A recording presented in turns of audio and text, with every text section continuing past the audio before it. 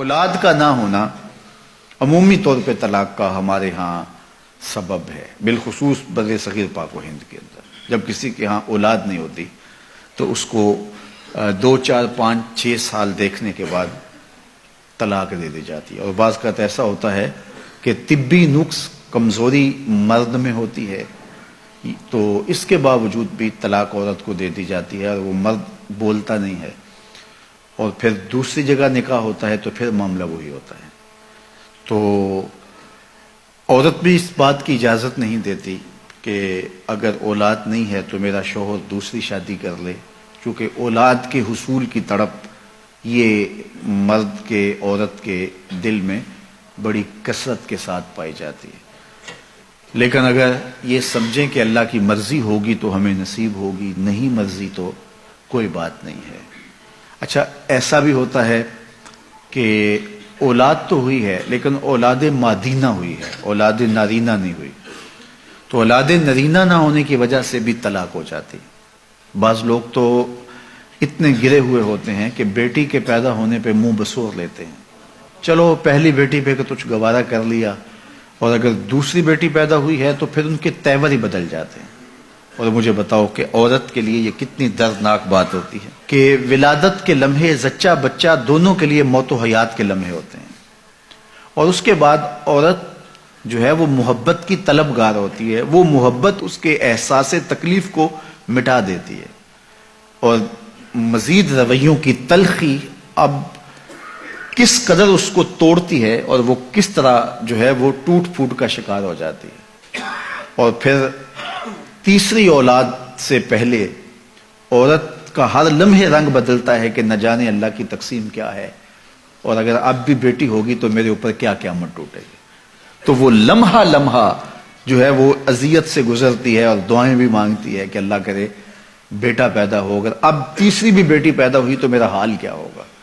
اور اگر اس کے کانوں تک یہ خبر پہنچتی ہے کہ بیٹی ہوئی ہے تو پھر تو وہ کسی سے آنکھیں نہیں ملا سکتی، اور پھر جو دوسری بیٹے پر اتنا تلخ رویہ رکھے ہوئے تھے اب ان کا رویہ کتنا تلخ ہوگا اور کتنا کڑوا ہوگا، اور کن نفرتوں کا اس خاتون کو جو ہے وہ شکار ہونا پڑے گا۔ یہ اللہ کی مرضی ہے، جسے چاہے بیٹا دے، یہ اللہ کی مرضی ہے جسے چاہے بیٹی دے۔ عورت کے ساتھ جو نفرت کا اظہار کیا جا رہا ہے اصل یہ اپنے رب سے مقابلہ ہے۔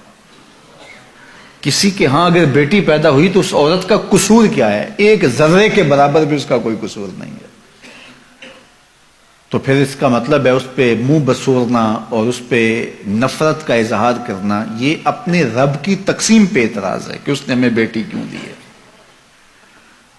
تو اللہ بیٹی عطا کرے پھر بھی راضی ہو جاؤ، اللہ بیٹا عطا کرے پھر بھی راضی ہو جاؤ۔ بیٹی رحمت ہے اور بیٹا اللہ کی نعمت ہے، وہ نعمت نصیب کرے پھر بھی خوش رہو، اس کی رحمت برسے تو پھر بھی خوش رہو۔ اگر بیٹی بری ہوتی اللہ اپنے محبوب کو 4 بیٹیاں عطا نہ کرتا۔ بعض اوقات بیٹی بیٹوں سے بہتر قرار پاتی۔ حضرت حنہ نے دعا مانگی کہ اے اللہ مجھے اولاد عطا کر، پھر کیا ہوا کہ جب ولادت کے لمحے قریب آئے تو بیٹا پیدا نہیں ہوا، بیٹی پیدا ہوئی۔ تو اللہ تعالیٰ جل شانہ نے حضرت حنہ سے کہا جس طرح کی ہم نے تمہیں بیٹی دی ہے ایسے بیٹے بھی نہیں ہوتے، اور اس کا نام مریم رکھا۔ پھر اسی مریم سلام اللہ علیہا کے بطن سے حضرت عیسیٰ پیدا ہوئے۔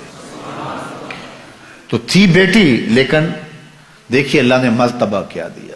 تو یہ تو اللہ کو پتا ہے کہ تمہارے لیے تمہاری آخرت کی ضامنہ بن جائے وہ بیٹی، تمہاری دنیا کی عزت کا سبب بن جائے وہ بیٹی، تمہارے قرار باطن کا سامان بن جائے وہ بیٹی۔ بعض اوقات بیٹوں کی نافرمانی ماں باپ کی ساری عزت خاک میں ملا دیتے ہیں، اور بعض اوقات بیٹیاں انسان کو کہاں سے کہاں اٹھا کے لے جاتی ہیں۔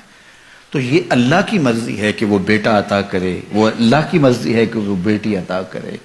بیٹے کی آرزو ہر شخص کے سینے میں موجود ہے، لہٰذا اللہ سے دعا کرے کہ اللہ مجھے جو ہے وہ ذریت صالحہ عطا کر، مجھے بیٹا عطا کر دے۔ نصیب ہو اچھی بات ہے، اور اگر اللہ کو منظور نہیں تو اللہ کو پتا ہے کہ کیا دینا ہے اسے۔ ہم نے تو اپنی معلومات، اپنی چاہت، اپنے جذبے اور اپنی خواہش کے مطابق مانگا، اور ہمیں کیا عطا کرنا ہے یہ اللہ جانتا ہے. تو اس نے بیٹی عطا کی یا اس نے بیٹا عطا کیا یہ اس کی مرضی ہے، لیکن بیٹیوں کے مسلسل ہونے کی وجہ سے بہو کو نشانہ بنانا اور اس کی تضحیک کرنا، اس کی تذلیل کرنا اور اس کو تانے دینا، یہ انتہائی گھٹیا لوگوں کا کام ہوتا ہے. یہ اللہ کی مرضی ہے، چاہے بیٹے عطا کرے چاہے وہ بیٹیاں عطا کرے. تو اولاد کے نہ ہونے کی وجہ سے طلاق واقع ہوتی ہے، یہ بھی ایک گھٹیا پن ہے. اور دوسری بات کہ بیٹیاں ہونے کی وجہ سے طلاق واقع ہوتی ہے، تو اگر کوئی اس وجہ سے طلاق دیتا ہے تو یہ طلاق دینے کا بدترین ذریعہ ہے، اور اللہ تعالیٰ ایسی شر سے ہمیں محفوظ رکھے.